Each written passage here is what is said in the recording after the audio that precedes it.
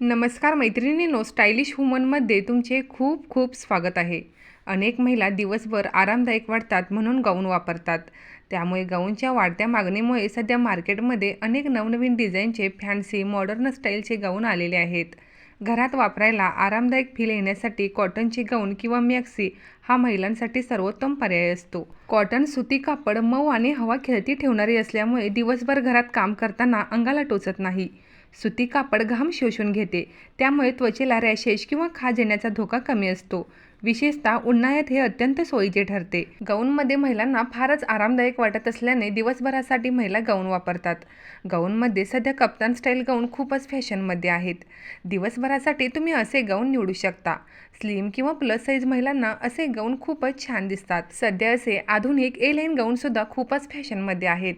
दिवसभर हालचाल करण्यासाठी एकदम सोयीस्कर ठरतात आणि दिसायलाही खूपच फॅशनेबल दिसतात.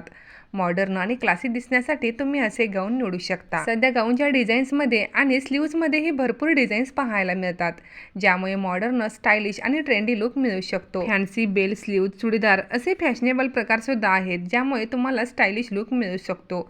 जर तुम्हाला लॉंग स्लीवचे गाऊन आवडत असतील तर तुम्ही असे नवीन पॅटर्न ट्राय करू शकता. यामध्ये फ्लोरल प्रिंट, प्लेन कापड, राजस्थानी बांधणी आणि ब्लॉक प्रिंट असे सुंदर पर्याय मिळतात, जे दिसायलाही शोभून दिसतात.